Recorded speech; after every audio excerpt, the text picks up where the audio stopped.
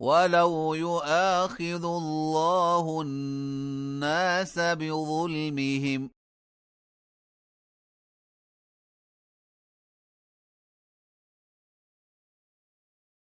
ما ترك عليها من دابة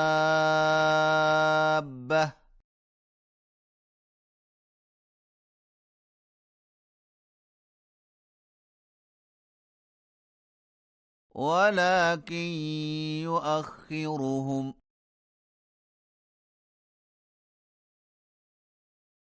إلى أجل مسمى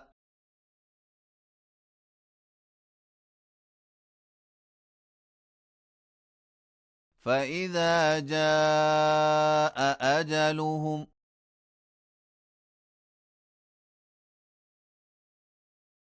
لا يستأخرون ساعة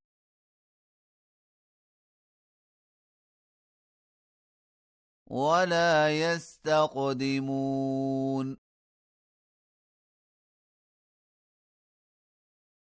ويجعلون لله ما يكرهون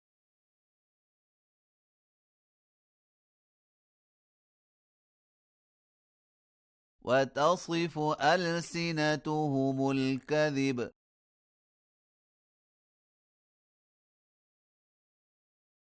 أن لهم الحسنى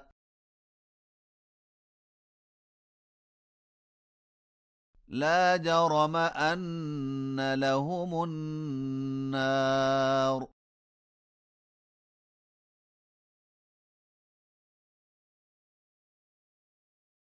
وأنهم مفرطون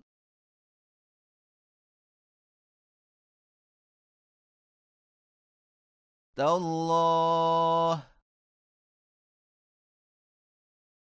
لقد أرسلنا إلى أمم من قبلك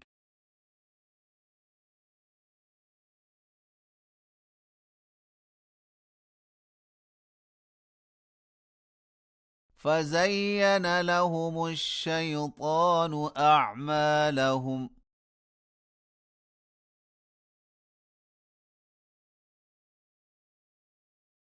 فهو وليهم اليوم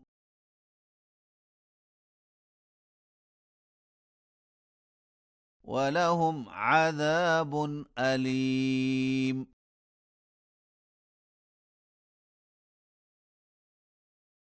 وما أنزلنا عليك الكتاب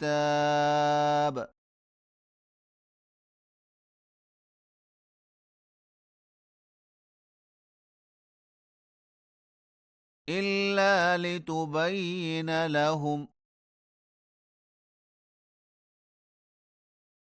الذي اختلفوا فيه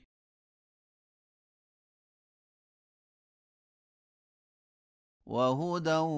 ورحمة لقوم يؤمنون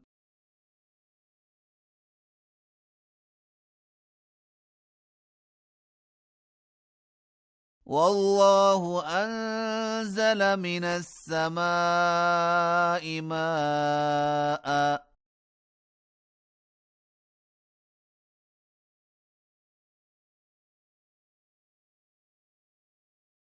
فأحيا به الأرض بعد موتها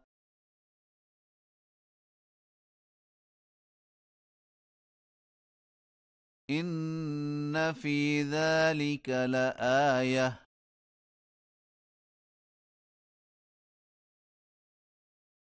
لقوم يسمعون